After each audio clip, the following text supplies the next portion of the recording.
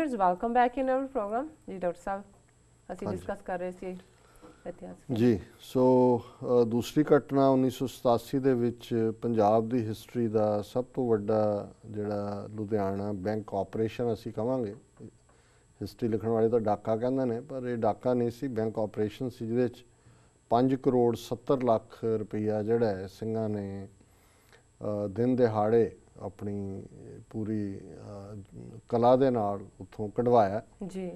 ਔਰ ਇਸ ਨੇ ਇੱਕ ਬੜੀ ਤਰਥੱਲੀ ਮਚਾਈ। ਇਹਦੇ 'ਚ ਉਸ ਵੇਲੇ ਦੇ ਪ੍ਰਮੁੱਖ ਜਿਹੜੇ ਖਾਲਸਾਈ ਫੋਰਸਿਸ ਦੇ ਯੋਧਿਆਂ ਨੇ ਹਿੱਸਾ ਲਿਆ ਜੀ। ਔਰ ਜਿੰਨਾ ਇਹ ਕਲੀਨ ਆਪਰੇਸ਼ਨ ਸੀ, ਔਰ ਜ਼ਾਹਰ ਹੈ ਕਿ ਉਹਨਾਂ ਨੇ ਕੋਈ ਲੁਟੇਰੇ ਜਿਹੜੇ ਲੁੱਟ ਕਰਦੇ ਨੇ ਉਹ ਤਾਂ ਨਿੱਜ ਲਈ ਕਰਦੇ ਨੇ। ਜਦੋਂ ਤੁਸੀਂ ਕੌਮੀ ਕੰਮ ਦੇ ਲਈ, ਕੌਮ ਦੀ ਮੂਵਮੈਂਟ ਨੂੰ ਅੱਗੇ ਤੋਰਨ ਦੇ ਲਈ ਕੁਛ ਕਰਦੇ ਹੋ ਤਾਂ ਇਵੇਂ ਹੀ ਹੈ ਜਿਵੇਂ 18ਵੀਂ ਸਦੀ ਦੇ ਵਿੱਚ ਅਸੀਂ ਬੜੇ ਫਖਰ ਦੇ ਨਾਲ ਆਪਣਾ ਇਤਿਹਾਸ ਦੁਹਰਾਉਂਦੇ ਹਾਂ ਕਿ ਜੀ ਜਿਹੜਾ ਖਜ਼ਾਨਾ ਜਾ ਰਿਹਾ ਸੀ ਦਿੱਲੀ ਨੂੰ ਪੰਜਾਬ 'ਚੋਂ ਇਕੱਠਾ ਕਰਕੇ ਉਹ ਸਿੰਘਾਂ ਨੇ ਨੂਰ ਮਹਿਲ ਦੀ ਸਰਾਂ ਕੋਲ ਲੁੱਟਿਆ ਜਾਂ ਲਾਹੌਰ ਅੰਮ੍ਰਿਤਸਰ ਰੋਡ 'ਤੇ ਲੁੱਟਿਆ ਜਾਂ ਜਿਹੜੀ ਫੌਜੀਆਂ ਦੀ ਤਨਖਾਹ ਆ ਰਹੀ ਸੀ ਦਿੱਲੀ ਤੋਂ ਉਹਨਾਂ ਨੂੰ ਦੇਣ ਲਈ ਉਹ ਫਲਾਣੀ ਥਾਂ ਲੁੱਟੀ ਜੀ। ਸੋ ਉਹਨਾਂ ਜ਼ਮਾਨਿਆਂ 'ਚ ਉਹੀ ਲੁੱਟ ਦਾ ਕੰਮ ਸੀ ਜਿਹਦੇ ਨਾਲ ਤੁਸੀਂ ਫਿਰ ਹਥਿਆਰ ਖਰੀਦਦੇ ਸੀ, ਸਰਵਾਈਵ ਕਰਦੇ ਸੀ, ਮੂਵਮੈਂਟ ਨੂੰ ਅੱਗੇ ਤੋਰਦੇ ਸੀ ਜੀ ਜੀ। ਸੋ ਇਹ ਲੁਧਿਆਣਾ ਬੈਂਕ ਆਪਰੇਸ਼ਨ ਜਿਹੜਾ ਸੀ ਇਹ ਇੰਨੀ ਕਲੀਨਲੀਨੈਸ ਨਾਲ ਕੀਤਾ, ਇੰਨਾ ਕਲੀਨ ਆਪਰੇਸ਼ਨ ਸੀ, ਕਿਸੇ ਨੂੰ ਚਪੇੜ ਨਹੀਂ ਮਾਰੀ, ਕਿਸੇ ਦਾ ਖੂਨ ਨਹੀਂ ਡੁੱਲਿਆ, ਕਿਸੇ ਦਾ ਕੋਈ ਨਹੀਂ ਹੈ। ਖੁਦ ਬਾਖੁਦ ਹੀ ਉਹਨਾਂ ਨੇ ਲਿਆ ਕੇ ਪੈਸੇ ਰੱਖਤੇ ਅੱਗੇ ਜੀ ਸਿੰਘਾਂ ਦੇ, ਸਿੰਘਾਂ ਨੇ ਉਹਨਾਂ ਨੂੰ ਲੈ ਲਿਆ ਜੀ। ਪਰ ਜਿਹੜੀ ਤਰਾਸਦੀ ਹੈ, ਜਿਵੇਂ ਅਸੀਂ ਪਹਿਲਾਂ ਗੱਲ ਕਰਕੇ ਹਟੇ ਹਾਂ, ਉਹਨਾਂ 'ਚੋਂ ਕਿਸੇ ਦੀ ਇਹ ਗੱਲ ਬਾਅਦ ਦੇ ਵਿੱਚ ਕਾਫੀ ਮਕਬੂਲ ਰਹੀ। ਉਹਨੇ ਕਿਹਾ ਜੀ ਸਾਡੇ ਪੰਥ ਦਾ ਵੀ ਹਾਲ ਦੇਖ ਲਓ ਜੀ। ਜਦੋਂ ਅਸੀਂ ਕਹਿੰਦੇ ਸੀ ਵੀ ਸਾਨੂੰ ਦਿਓ ਪੈਸੇ, ਕਰਨਾ ਅਸੀਂ ਕੁਛ, ਤਾਂ ਵੀ ਨਹੀਂ ਸੀ ਦਿੰਦੇ। ਹੁਣ ਅਸੀਂ ਉਹਨਾਂ ਨੂੰ ਕਹਿੰਦੇ ਵੀ ਸਾਡੇ ਰੱਖ ਲਓ, ਤੁਹਾਡੇ ਹੀ ਰੱਖ ਕੇ ਵੀ ਰਾਜੀ ਨਹੀਂ ਜੀ। ਸੋ ਇਹ ਵਾਕਿਆ 1987 ਦੇ ਵਿੱਚ ਹੋਇਆ ਜੀ। 1997 ਦੇ ਵਿੱਚ ਜਦੋਂ ਕਿ ਪੰਜਾਬ ਦੇ ਵਿੱਚ ਡਰਟੀ ਗੇਮ ਖੇਡ ਚੁੱਕੇ ਸੀ ਸਾਰੇ ਏਜੰਸੀਆਂ ਵਾਲੇ, ਕਾਂਗਰਸ ਵਾਲੇ ਜੀ, ਕਿਉਂਕਿ 1992 ਦੀਆਂ ਝੂਠੀਆਂ ਸ਼ੈਮ ਇਲੈਕਸ਼ਨਸ ਦੇ ਵਿੱਚ ਬੇਅੰਤ ਸਿੰਘ ਮੁੱਖ ਮੰਤਰੀ ਬਣਾਇਆ। 12-13% ਵੋਟਾਂ ਪੰਜਾਬ ਦੇ ਵਿੱਚ ਉਦੋਂ 12 ਵੀ ਕਾਨੂੰ ਜੀ 8-9% ਹੀ ਪਈਆਂ ਸੀ ਜੀ, ਉਹਨੂੰ ਬਣਾ ਦਿੱਤਾ। ਉਸ ਤੋਂ ਡਰਟੀ ਕੰਮ ਲਿਆ ਉਹਨਾਂ ਨੇ ਨੌਜਵਾਨੀ ਨੂੰ ਮਾਰਨ ਦਾ, ਬੇਅੰਤਾ ਔਰ KP ਗਿੱਲ ਜੀ।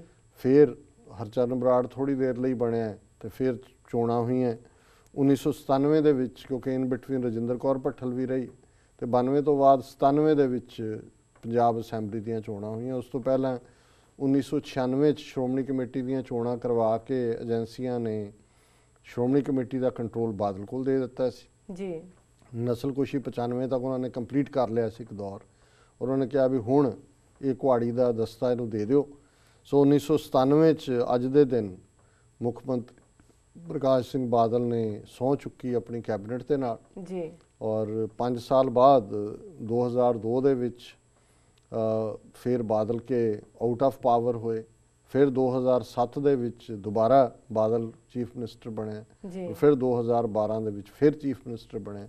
ਸੋ 1997 'ਚ ਡਰਟੀ ਵਰਕ ਸਾਰਾ ਖਤਮ ਹੋ ਚੁੱਕਾ ਸੀ। ਫਿਰ ਬਾਦਲ ਨੇ ਜਿਵੇਂ ਪੁਲਿਸ ਨੂੰ ਨਵਾਜਿਆ, ਜਿਵੇਂ ਸਾਰੀ ਜਿਹੜੀ ਖਾਲਸਾਈ ਲਹਿਰ ਹੈ ਖਾਲਿਸਤਾਨ ਦੀ ਉਸ ਨੂੰ ਨੈਗੇਟ ਕੀਤਾ, ਆਪਣੇ ਮੁੱਦੇ ਛੱਡੇ, ਅਨੰਦਪੁਰ ਦਾ ਮਤਾ ਛੱਡਿਆ, ਪਾਣੀਆਂ ਤੇ ਕਲੇਮ ਛੱਡੇ। ਇਹ ਸਾਰੇ ਇੱਕ ਹਿਸਟਰੀ ਹੈ ਜੀ। ਵਰਲਡ ਹਿਸਟਰੀ ਦੇ ਹਵਾਲੇ ਨਾਲ 1502 ਦੇ ਵਿੱਚ ਸਪੇਨ ਦੇ ਵਿੱਚ ਇਨਕੁਇਜ਼ੀਸ਼ਨ ਸ਼ੁਰੂ ਕੀਤੀ ਉਹਨਾਂ ਨੇ, ਜਿਹੜੀ ਸ਼ੁਰੂ ਤਾਂ 1492 'ਚ ਹੋ ਗਈ, ਪਰ 1502 ਦੇ ਵਿੱਚ ਗ੍ਰਾਨਾਡਾ ਜਿਹੜਾ ਸਪੇਨ ਦਾ ਬੜਾ ਪ੍ਰਮੁੱਖ ਜਿਹੜਾ ਬੇਸ ਹੈ, ਸ਼ਹਿਰ ਹੈ ਜੀ, ਉਸ ਦੇ ਵਿੱਚ ਇਹਨਾਂ ਨੇ ਮੁਸਲਮਾਨਾਂ ਨੂੰ ਜ਼ਬਰਦਸਤੀ ਕੈਥੋਲਿਕ ਈਸਾਈ ਬਣਾਇਆ। ਔਰ ਅਲਾਮਾ ਇਕਬਾਲ ਜਿਹੜੇ ਪਾਕਿਸਤਾਨ ਦੇ ਕੌਮੀ ਸ਼ਾਇਰ ਨੇ, ਉਹ ਜਦੋਂ ਗਰਨਾਡਾ ਗਏ ਉਹਨਾਂ ਦੀ ਇੱਕ ਨਜ਼ਮ ਦੇ ਵਿੱਚ ਵੀ ਇਸ ਦਾ ਹੈ ਜ਼ਿਕਰ ਜੀ ਕਿ ਕਿਵੇਂ ਜਦੋਂ ਪਾਵਰ ਦੀ ਡੀਜਨਰੇਸ਼ਨ ਹੁੰਦੀ ਹੈ, ਇਸਲਾਮ ਕਦੇ ਸਪੇਨ ਲਗਭਗ 600 ਸਾਲ ਮੁਸਲਮਾਨਾਂ ਦੇ ਥੱਲੇ ਸੀ, ਅਰਬਾਂ ਦੇ ਜੀ ਜੀ, ਤੇ ਕਿਵੇਂ ਫਿਰ ਉਹਨਾਂ ਸਾਰਿਆਂ ਨੂੰ ਕੱਢਿਆ ਔਰ ਕਿਵੇਂ ਈਵਨ ਬਹੁਤ ਜਿਹੜੇ ਉੱਥੇ ਰਹਿ ਗਏ ਉਹਨਾਂ ਨੂੰ ਵਾਪਸ ਈਸਾਈ ਬਣਾਇਆ ਗਿਆ ਇਨਕੁਇਜ਼ੀਸ਼ਨ ਦੇ ਥੱਲੇ। ਇਹ ਇੱਕ ਸੈਡ ਚੈਪਟਰ ਹੈ ਜਿਹੜਾ ਉਹਨਾਂ ਨੇ ਬੜੀਆਂ ਥੋੜ੍ਹੀਆਂ ਲਾਈਨਾਂ ਦੇ ਵਿੱਚ ਉਸ ਤਰਾਸਦੀ ਨੂੰ ਬਿਆਨਿਆ ਵੀ ਕਿਵੇਂ ਇਸਲਾਮ ਦੀ ਪਾਵਰ ਐਰੋਡ ਹੋਈ ਜੀ। ਇਹ ਉਹੀ ਸਾਲ ਹੈ 1502 ਕਿ ਉੱਧਰ ਗ੍ਰੇਨਾਡਾ ਦੇ ਵਿੱਚ ਕਨਵਰਸ਼ਨਸ ਹੋ ਰਹੀਆਂ ਨੇ ਜ਼ਬਰਦਸਤੀ ਮੁਸਲਮਾਨਾਂ ਦੀਆਂ ਕੈਥੋਲਿਕ। ਇਧਰੋਂ ਜਿਹੜਾ ਵਾਸਕੋ ਡੀ ਗਾਮਾ ਹੈ ਹੁਣ ਕੋਲੰਬਸ 1492 ਦੇ ਵਿੱਚ ਅਮਰੀਕਾ ਨੂੰ ਹਿੱਟ ਕਰਦਾ ਹੈ। ਸਪੇਨ ਔਰ ਪੁਰਤਗਾਲ ਇਹਨਾਂ ਦੇ ਵਿੱਚ ਨਵੀਂ ਪਾਵਰ, ਈਸਾਈ ਜਿਹੜੇ ਨੇ ਉੱਭਰੇ ਸੀ, ਸੋ ਸਪੇਨ ਨੇ ਇੱਧਰ ਭੇਜਿਆ, ਸਪੇਨ ਦੀ ਰਾਣੀ ਨੇ ਕੋਲੰਬਸ ਨੂੰ ਜੀ ਤੇ ਵਾਸਕੋ ਡੀ ਗਾਮਾ ਜਿਹੜਾ ਪੁਰਤਗਾਲ ਦਾ, ਕਿਉਂਕਿ ਪੁਰਤਗਾਲ ਵੀ ਇੱਕ ਪਾਵਰ, ਇੱਕ ਕਲੋਨੀਅਲ ਪਾਵਰ ਦੇ ਤੌਰ ਤੇ ਐਮਰਜ ਹੋ ਰਹੀ ਸੀ। ਜੀ ਸੋ ਵਾਸਕੋ ਡੀ ਗਾਮਾ 1502 ਦੇ ਵਿੱਚ ਭਾਰਤ ਦੇ ਲਈ ਰਵਾਨਾ ਹੋਇਆ, ਸਾਊਥ ਦੇ ਵਿੱਚ ਆਇਆ, ਫਿਰ ਗੋਆ ਦੇ ਵਿੱਚ ਆਇਆ ਔਰ 1999 ਦੇ ਵਿੱਚ ਅੱਜ ਦੇ ਦਿਨ ਜਦੋਂ ਕਿ Clinton the house of representative ਨੇ ਇੰਪੀਚਮੈਂਟ ਕਰ ਦਿੱਤੀ ਸੀ, ਉਸ ਤੇ ਮਹਾਦੋਸ਼ ਲਾ ਦਿੱਤਾ ਸੀ, ਪਰ ਸੈਨੇਟ ਦੇ ਵਿੱਚ ਜਿਹੜਾ ਇੰਪੀਚਮੈਂਟ ਆ ਉਹ ਨਹੀਂ ਹੋਈ। ਕੁਝ ਜਿਹੜੇ ਰਿਪਬਲਿਕਨ ਮੈਂਬਰ ਸੀ ਉਹਨਾਂ ਨੇ ਵੀ ਕਲਿੰਟਨ ਦੇ ਹੱਕ 'ਚ ਵੋਟ ਪਾਈ ਤੇ ਇਸ ਤਰ੍ਹਾਂ ਕਲਿੰਟਨ ਜਿਹੜਾ ਇੰਪੀਚਮੈਂਟ ਤੋਂ ਬਚ ਗਿਆ ਜੀ ਪਰ ਉਹ ਇੱਕ ਲੇਮ ਡੱਕ ਜ਼ਰੂਰ ਬਣ ਗਿਆ ਕਿਉਂਕਿ ਹਾਊਸ ਨੇ ਉਹਦੀ ਇੰਪੀਚਮੈਂਟ ਕਰ ਦਿੱਤੀ। ਜੀ ਡਾਕਟਰ ਸਾਹਿਬ ਤੁਹਾਡਾ ਬਹੁਤ ਬਹੁਤ ਧੰਨਵਾਦ। ਸਾਡਾ ਪਹਿਲਾ ਸਵਾਲ ਹੈ, ਅਮਰੀਕਾ ਦੇ ਸਟੇਟ ਡਿਪਾਰਟਮੈਂਟ ਦੇ ਬੁਲਾਰੇ ਨੇ ਕਿਹਾ ਹੈ ਕਿ ਨਰਿੰਦਰ ਮੋਦੀ ਨਾਲ ਅਮਰੀਕਨ ਐਂਬੈਸਡਰ ਦੀ ਮੁਲਾਕਾਤ ਦਾ ਇਹ ਮਤਲਬ ਨਹੀਂ ਕਿ ਮੋਦੀ ਦਾ ਵੀਜ਼ਾ ਇਸ਼ੂ ਖਤਮ ਹੋ ਗਿਆ ਹੈ। ਜੀ ਡਾਕਟਰ ਸਾਹਿਬ ਦੇਖੋ, ਜਿਵੇਂ ਕੱਲ ਵੀ ਅਸੀਂ ਅਹਿਮ ਮੁੱਦੇ ਦੇ ਵਿੱਚ ਇਹਦਾ ਜ਼ਿਕਰ ਕੀਤਾ ਸੀ, ਜਿਉਂ ਹੀ ਇਹ ਖਬਰ ਆਈ ਕਿ ਨੈਂਸੀ ਪਾਵੇਲ ਅਮਰੀਕਨ ਐਂਬੈਸਡਰ 15-16 ਫਰਵਰੀ ਨੂੰ ਮਿਲ ਰਹੀ ਹੈ ਗਾਂਧੀ ਨਗਰ 'ਚ, ਇਸ ਗੱਲ ਨੇ ਸਾਨੂੰ ਵੀ ਸ਼ੌਕ ਦਿੱਤਾ ਹੈ ਜੀ ਔਰ ਉਸ ਦੀ ਵਿਰੋਧਤਾ ਵੀ ਹੋਈ ਅੰਦਰੂਨੀ ਸਰਕਲਸ ਵੀ। ਸਾਨੂੰ ਜ਼ਾਹਰ ਹੈ ਇਸ ਗੱਲ ਸਪਸ਼ਟ ਹੈ ਵੀ ਕੀ ਹੋਇਆ ਹੋਵੇਗਾ। ਹੁਣ ਇਹਨੂੰ ਕਹਿੰਦੇ ਨੇ ਡੈਮੇਜ ਕੰਟਰੋਲ, ਕਿ ਕੰਮ ਤਾਂ ਇਹਨਾਂ ਨੇ ਕਰ ਦਿੱਤਾ ਹੈ। ਜੀ ਹੁਣ ਸਗੋਂ ਜਿਹੜੀਆਂ ਖਬਰਾਂ ਅੱਜ ਆਈਆਂ ਨੇ ਉਹਦੇ 'ਚ ਇਹ ਵੀ ਕਿਹਾ ਜਾ ਰਿਹਾ ਹੈ ਕਿ secretary of state John Kerry ਜਾਂ ਪ੍ਰੈਜ਼ੀਡੈਂਟ ਓਬਾਮਾ ਉਹਨਾਂ ਨੂੰ ਵੀ ਭਰੋਸੇ 'ਚ ਨਹੀਂ ਲਿਆ ਗਿਆ।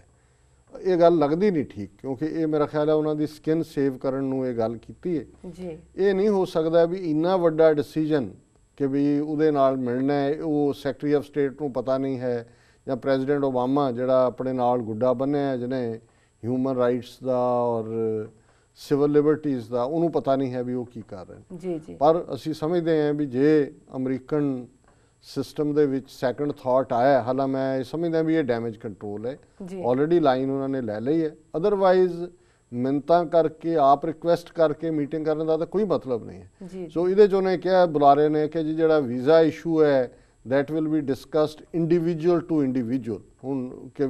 ਹੁਣ ਜੇ ਇੰਡੀਵਿਜੂਅਲ ਟੂ ਇੰਡੀਵਿਜੂਅਲ ਹੈ ਤਾਂ ਫਿਰ ਤੁਹਾਨੂੰ ਏਡੀ ਕਿਹੜਾ ਵਕਤ ਪਿਆ ਸੀ ਵੀ ਤੁਹਾਡੀ ਐਂਬੈਸਡਰ ਜਿਹੜੀ ਹੈ ਉਹ ਤਰਲੋ ਮੱਛੀ ਹੋ ਰਹੀ ਸੀ ਕਿ ਵੀ ਅਸੀਂ ਨਰਿੰਦਰ ਮੋਦੀ ਨੂੰ ਜ਼ਰੂਰ ਮਿਲਣਾ ਇਲੈਕਸ਼ਨਾਂ ਤੋਂ ਪਹਿਲਾਂ। ਤੁਸੀਂ ਇਹ ਮੀਟਿੰਗ ਕਰਕੇ ਕੀ ਮੈਸੇਜ ਦਿੱਤਾ ਹੈ ਹਿੰਦੁਸਤਾਨ ਦੇ ਵੋਟਰਸ ਨੂੰ? ਤੁਸੀਂ ਕੀ ਮੈਸੇਜ ਦਿੱਤਾ ਹੈ ਕਿ ਵੀ ਇਹ ਕਾਤਲ ਜਿਹੜਾ ਓਕੇ ਹੈ, ਇਹਨੂੰ ਤੁਸੀਂ ਕੋਈ ਨਹੀਂ, ਇਹ ਪ੍ਰਾਈਮ ਮਿਨਿਸਟਰ ਵੀ ਬਣ ਜਾਏ, we can deal with him. Europe ਔਰ ਆਸਟ੍ਰੇਲੀਆ ਤਾਂ ਪਹਿਲਾਂ ਹੀ ਇਹ ਕਰ ਚੁੱਕੇ ਸੀ। ਸੋ ਅਸੀਂ ਸਮਝਦੇ ਹਾਂ ਵੀ ਇਹ ਡੈਮੇਜ ਕੰਟਰੋਲ ਹੈ ਔਰ ਇਹ ਜਿਹੜਾ ਪਾਰਟ ਹੈ ਅਮਰੀਕਾ ਨੇ ਇਹ ਲਾਈਨ ਲੈ ਕੇ ਆਪਣੀ ਐਂਬੈਸਡਰ ਦੀ ਉਹਦੇ ਨਾਲ ਮੀਟਿੰਗ ਇਹ ਠੀਕ ਨਹੀਂ ਕੀਤਾ। ਇਹਨੇ ਬਹੁਤ ਗਲਤ ਮੈਸੇਜ ਦਿੱਤਾ ਹੈ। ਇਹਨੇ ਜ਼ਾਲਮਾਂ ਦੇ ਹੱਥ ਉੱਤੇ ਮਜ਼ਬੂਤ ਕੀਤੇ ਨੇ, RSS ਨੂੰ ਸਟਰੈਂਥਨ ਕੀਤਾ ਹੈ ਔਰ ਜਿਹੜੇ ਮਨੁੱਖੀ ਹੱਕਾਂ ਨੂੰ ਪਿਆਰ ਕਰਨ ਵਾਲੇ ਨੇ ਔਰ ਭਾਰਤ ਦੀਆਂ ਘੱਟ ਗਿਣਤੀਆਂ ਜਿਹੜੀਆਂ ਨੇ ਉਹ ਇੱਕ ਸਖਤੇ ਦੇ ਵਿੱਚ ਨੇ, ਇਸ ਕਰਕੇ ਕਿ ਉਹਨਾਂ ਨੂੰ ਨਜ਼ਰ ਆ ਰਿਹਾ ਵੀ ਇਸ ਥਾਪੜੇ ਦਾ ਮਤਲਬ ਉਹਨਾਂ ਦੀ ਕੌਮਾਂ ਦੀ ਨਸਲਕੁਸ਼ੀ ਹੋਏਗੀ, ਜੋ ਕਿ ਮੋਦੀ ਨੇ ਗੁਜਰਾਤ ਦੇ ਵਿੱਚ ਕੀਤਾ ਹੈ,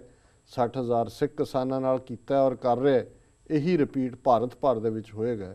ਇਹਦੇ ਬਾਰੇ ਐਟਲੀਸਟ ਮੈਨੂੰ ਕੋਈ ਸ਼ੱਕ ਸ਼ੁਬਾ ਨਹੀਂ। ਜੀ ਬਿਲਕੁਲ ਡਾਕਟਰ ਸਾਹਿਬ, ਪ੍ਰੋਗਰਾਮ ਦੇ ਅੰਤ ਵਿੱਚ ਸਾਡੇ ਦਰਸ਼ਕਾਂ ਨੂੰ ਦੱਸੋ ਅੱਜ ਦਾ ਵਿਚਾਰ। ਦੇਖੋ, ਅੱਜ ਕਿਉਂਕਿ ਸਪੈਸ਼ਲ ਦਿਨ ਹੈ 12 ਫਰਵਰੀ ਦਾ ਔਰ ਅਸੀਂ ਉਹਨਾਂ ਯੋਧਿਆਂ ਨੂੰ ਸੰਤ ਜਰਨੈਲ ਸਿੰਘ ਖਾਲਸਾ ਪਿੰਡਾਂ ਵਾਲੇ, ਜਨਰਲ ਸੁਬੇਗ ਸਿੰਘ, ਭਾਈ ਅਮਰੀਕ ਸਿੰਘ, ਉਹਨਾਂ ਸਾਰਿਆਂ ਨੂੰ ਯਾਦ ਕਰਦੇ ਹਾਂ ਜਿਨ੍ਹਾਂ ਨੇ ਅਕਾਲ ਤਖਤ ਸਾਹਿਬ ਦੀ ਆਨ ਸ਼ਾਨ ਲਈ, ਖਾਲਸਾ ਪੰਥ ਦੇ ਭਵਿੱਖ ਨੂੰ ਉਜਲਾ ਦੇਖਣ ਦੇ ਲਈ ਆਪਣਾ ਅੱਜ ਦਿੱਤਾ ਤਾਂ ਕਿ ਕੌਮ ਦਾ ਆਉਣ ਵਾਲਾ ਕੱਲ ਮਾਣ ਮੱਤਾ ਹੋਏ, ਸ਼ਾਨ ਮੱਤਾ ਹੋਏ।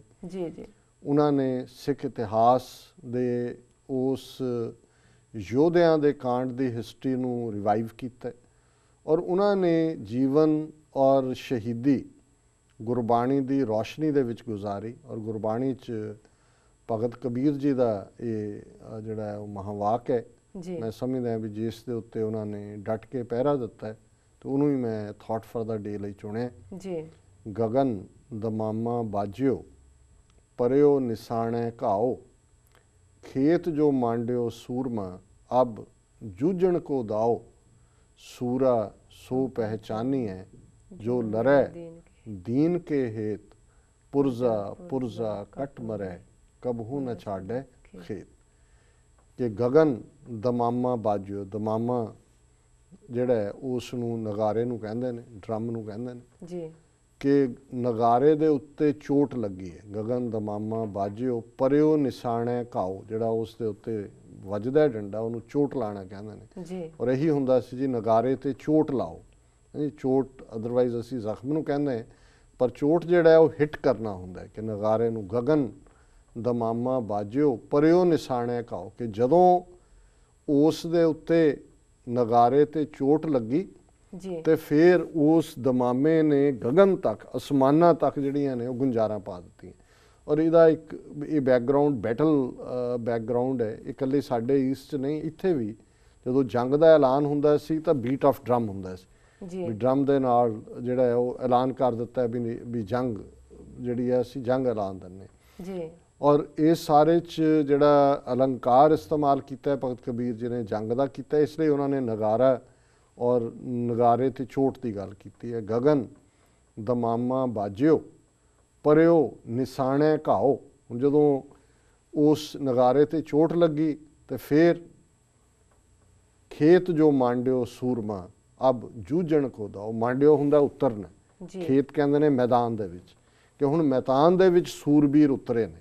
ਇਹ ਬੈਟਲ ਗਰਾਊਂਡ ਦਾ ਸੀਨ ਹੈ। ਖੇਤ ਜੋ ਮਾਂਡਿਓ ਸੂਰਮਾ, ਕਿ ਹੁਣ ਉਹ ਯੋਧੇ ਜਿਹੜੇ ਨੇ ਮੈਦਾਨ ਦੇ ਵਿੱਚ ਲੱਥੇ ਨੇ। ਜੀ, ਅਬ ਜੂਝਣ ਕੋ ਦਾਓ, ਕਿ ਹੁਣ ਇਹ ਦੇਖਣਾ ਹੈ, ਇਹ ਜੂਝਣ ਦਾ ਵੇੜਾ ਹੈ ਵੀ ਕੌਣ ਕਿਵੇਂ ਜੂਝਦਾ। ਤੇ ਫਿਰ ਉਹਨਾਂ ਨੇ ਡਿਫਾਈਨ ਕੀਤਾ ਵੀ ਉਤਰੇ ਤਾਂ ਸਾਰੇ ਸੂਰਮੇ ਨੇ, ਪਰ ਕਈ ਭਗੌੜੇ ਵੀ ਹੋਣਗੇ, ਕਈ ਡਰ ਦੇ ਨਾਲ ਹੀ ਬੇਹੋਸ਼ ਹੋ ਜਾਂਦੇ ਨੇ। ਜੰਗ ਤਾਂ ਜੰਗ ਹੈ, ਹਰ ਕੋਈ ਤਾਂ ਨਹੀਂ ਸਿੰਘਾਂ ਵਾਲਾ ਕਰੈਕਟਰ ਰੱਖਦਾ ਜੀ, ਪਰ ਉਹਨਾਂ ਨੇ ਨਾਲ ਭਗਤ ਜੀ ਨੇ ਡਿਫਾਈਨ ਕਰ ਦਿੱਤਾ ਕਿ ਵੀ ਹੁਣ ਸੂਰਮੇ ਆ ਗਏ ਮੈਦਾਨ ਦੇ ਵਿੱਚ, ਗਗਨ ਨਗਾਰੇ ਤੇ ਚੋਟ ਹੈ। ਔਰ ਯੋਧਾ ਕੌਣ ਹੈ, ਸੂਰਬੀਰ ਕਹਾਣ ਦਾ ਕੌਣ ਹੱਕ ਰੱਖਦਾ ਹੈ। ਸੂਰਾ ਸੋ ਪਹਿਚਾਨੀਏ, ਪਹਿਚਾਨੀਏ ਦਾ ਮਤਲਬ ਹੈ ਉਹੀ ਸੂਰਾ ਜਾਣਿਆ ਜਾਏਗਾ, ਉਸ ਨੂੰ ਹੀ ਬਹਾਦਰ ਮੰਨਿਆ ਜਾਏਗਾ, ਉਸ ਨੂੰ ਹੀ ਬਹਾਦਰ ਸਮਝਿਆ ਜਾਏਗਾ ਜੋ ਲੜੈ ਦੀਨ ਕੇ ਹਿਤ। ਹੁਣ ਇਹ ਗੱਲ ਦੁਸ਼ਮਣੀਆਂ 'ਚ ਵੀ ਲੋਕ ਲੜਦੇ ਨੇ, ਬੰਦੂਕ ਕੱਢ ਲੈਂਦੇ ਨੇ, ਬੜੀ ਬਹਾਦਰੀ ਨਾਲ ਉਹ ਵੀ ਛਾਤੀ ਤਾਣ ਲੈਂਦਾ, ਉਹਨੂੰ ਮਾਰ ਦਿੰਦਾ, ਉਹਨੂੰ ਮਾਰ ਦਿੰਦਾ ਜੀ। ਲੋਕ ਜ਼ਮੀਨ ਤੇ ਕਬਜ਼ਾ ਕਰਨ ਲਈ ਜਾਂਦੇ ਨੇ, ਜਿਹੜੀ ਜ਼ਮੀਨ ਤੇ ਬੈਠੇ ਹੁੰਦੇ ਨੇ ਉਹ ਆਪਣੀ ਜ਼ਮੀਨ ਦੇ ਲਈ ਜਵਾਬੀ ਫਾਇਰ ਕਰਦੇ ਨੇ, ਮਰ ਜਾਂਦੇ ਨੇ ਜੀ। ਹੋਰ 3600 ਰੀਜ਼ਨ ਨੇ ਵਿਆਹ ਕਰਾਉਣ ਦੇ ਲਈ। ਕਿਸ ਕਿਸਮ ਦੇ ਝਗੜੇ ਜਾਂ ਹੁੰਦੇ ਰਹੇ, ਉਹ ਸਾਰੇ ਸਵੰਬਰਾਂ ਦੀਆਂ ਕਹਾਣੀਆਂ, ਮਹਾਭਾਰਤ, ਰਾਮਾਇਣ, ਰਾਮ ਰਾਵਣ, ਔਰਤ ਕਾਰਨ ਹੈ ਉਹਦਾ ਲੜਾਈ ਦਾ, ਹੋਰ ਕਿੰਨੇ ਕਾਰਨ ਨੇ। ਪਰ ਭਗਤ ਕਬੀਰ ਕਹਿੰਦੇ ਨੇ ਕਿ ਸੂਰਾ ਉਹੀ ਹੈ ਜੋ ਲੜੈ ਦੀਨ ਕੇ ਹਿਤ। ਦੀਨ ਹੈ ਜਿਸ ਤੇ ਜਿਹੜਾ ਪਾਵਰਲੈਸ ਹੈ, ਜਿਹੜਾ ਹੈਵ ਨਾਟ ਹੈ, ਜਿਹੜਾ ਮਜ਼ਲੂਮ ਹੈ, ਜਿਸ ਦੇ ਉੱਤੇ ਜ਼ੁਲਮ ਹੋ ਰਿਹਾ, ਸੋ ਉਹੀ ਸੂਰਬੀਰ ਕਹਾਣ ਦਾ ਹੱਕਦਾਰ ਰੱਖਦਾ ਜਿਹੜਾ ਦੀਨ ਦੇ ਲਈ ਖਲੋਂਦਾ ਹੈ। ਤੇ ਦੀਨ ਦਾ ਮਤਲਬ ਧਰਮ ਵੀ ਹੈ, ਮਜ਼ਹਬ ਵੀ ਹੈ। ਜਦੋਂ ਅਸੀਂ ਕਹਿੰਦੇ ਹਾਂ ਜੀ ਦੀਨ ਦੁਨੀਆ ਨਹੀਂ ਹੈ, ਇਹਦਾ ਤਾਂ ਕੋਈ ਦੀਨ ਧਰਮ ਨਹੀਂ ਹੈ। ਸੋ ਧਰਮ ਔਰ ਦੀਨ, ਧਰਮ ਵੀ ਦੀਨ ਦੇ ਲਈ ਸ਼ਬਦ ਇਸਤੇਮਾਲ ਹੁੰਦਾ ਹੈ, ਜੋ ਲੜੈ ਦੀਨ ਕੇ ਹੇਤ, ਜਿਹੜਾ ਆਪਣੇ ਦੀਨ ਦੀ ਖਾਤਰ, ਔਰ ਧਰਮ ਵੀ ਇਹੀ ਹੈ ਮਜ਼ਲੂਮ ਦੀ ਰੱਖਿਆ। ਸਿੱਖੀ ਦੇ ਵਿੱਚ ਤਾਂ ਦੋਨੋਂ ਹੀ ਦੀਨ ਇਕੱਠੇ ਹੋ ਜਾਂਦੇ ਨੇ, ਮਜ਼ਹਬ ਦੇ ਲਈ ਵੀ ਔਰ ਹੈਵ ਨਾਟ ਲਈ ਵੀ, ਡਾਊਨ ਟਰੋਡਨ ਲਈ ਵੀ। ਔਰ ਪੁਰਜ਼ਾ ਪੁਰਜ਼ਾ ਕੱਟ ਮਰੈ ਕਬੂ ਨਾ ਛਾੜੇ ਖੇਤ, ਕਿ ਟੁਕੜੇ ਟੁਕੜੇ ਹੋ ਜਾਏ, ਬਿਲਕੁਲ ਤੂੰਬਾ ਤੂੰਬਾ ਉਹਦਾ ਉੱਡ ਜਾਏ, ਪਰ ਕਦੇ ਮੈਦਾਨ 'ਚੋਂ ਪਿੱਛੇ ਨਾ ਹਟੇ। ਔਰ ਜਿਵੇਂ ਸੰਤ ਜਰਨੈਲ ਸਿੰਘ ਖਾਲਸਾ ਪਿੰਡਾਂ ਵਾਲੇ ਔਰ ਉਹਨਾਂ ਦੇ ਸਾਥੀਆਂ ਨੇ ਪੁਰਜ਼ਾ ਪੁਰਜ਼ਾ ਕੱਟ ਮਰੈ ਕਬੂ ਨਾ ਛਾੜੇ ਖੇਤ ਸ਼ਹੀਦੀ ਪਾਈ ਹੈ, ਉਸ ਨੂੰ ਦੁਸ਼ਮਣ ਦੇ ਜਰਨੈਲ ਨੇ ਵੀ ਇਹ ਕਹਿ ਕੇ ਟ੍ਰਿਬਿਊਟ ਦਿੱਤੀ ਲੈਫਟ ਹੈਂਡਡ ਕਿ giving the adversary his due the fight to the last breath and bullet. ਜੇ ਵਿਰੋਧੀ ਨੂੰ ਵੀ ਉਹਦਾ ਬਣਦਾ ਹਿੱਸਾ ਦੇਣਾ ਹੋਏ ਤੇ ਉਹ ਅਖੀਰਲੇ ਸਾਹ ਤੇ ਅਖੀਰਲੀ ਗੋਲੀ ਤੱਕ ਲੜੇ। ਸੋ ਅਸੀਂ ਉਹਨਾਂ ਸ਼ਹੀਦਾਂ ਨੂੰ ਵੀ ਪ੍ਰਣਾਮ ਕਰਦੇ ਹਾਂ ਜਿਨ੍ਹਾਂ ਨੇ ਜੂਨ 84 ਦੇ ਘੱਲੂਘਾਰੇ 'ਚ ਹਰਮੰਦਰ ਸਾਹਿਬ ਔਰ 37 ਇਤਿਹਾਸਕ ਗੁਰਦੁਆਰਿਆਂ ਦੇ ਵਿੱਚ ਸ਼ਹੀਦੀਆਂ ਪਾਈਆਂ। ਔਰ ਸੰਤ ਜਰਨੈਲ ਸਿੰਘ ਖਾਲਸਾ ਪਿੰਡਾਂ ਵਾਲਿਆਂ ਨੂੰ ਵੀ ਯਾਦ ਕਰਦੇ ਹਾਂ ਕਿ ਉਹਨਾਂ ਨੇ ਕੌਮ ਨੂੰ ਰਾਹ ਦੱਸਿਆ। ਔਰ ਸਾਡੇ ਜ਼ਿੰਮੇ ਹੈ ਕਿ ਅਸੀਂ ਜਿਸ ਖਾਲਿਸਤਾਨ ਦੀ ਨੀਂਹ ਰੱਖੀ ਹੋਈ ਹੈ ਉਸ ਦੇ ਉੱਤੇ ਇਮਾਰਤ ਉਸਾਰੀਏ ਜੀ ਉਸ ਦੇ ਲਈ ਆਪਣਾ ਬਣਦਾ ਯੋਗਦਾਨ ਪਾਈਏ। ਜੀ ਡਾਕਟਰ ਸਾਹਿਬ, ਤੁਹਾਡਾ ਬਹੁਤ ਬਹੁਤ ਸ਼ੁਕਰੀਆ, ਤੁਸੀਂ ਅੱਜ ਦਾ ਵਿਚਾਰ ਸਾਡੇ ਦਰਸ਼ਕਾਂ ਨਾਲ ਸਾਂਝਾ ਕੀਤਾ ਹੈ।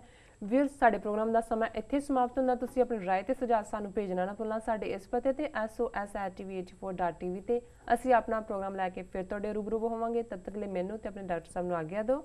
ਵਾਹਿਗੁਰੂ ਜੀ ਕਾ ਖਾਲਸਾ, ਵਾਹਿਗੁਰੂ ਜੀ ਕੀ ਫਤਿਹ।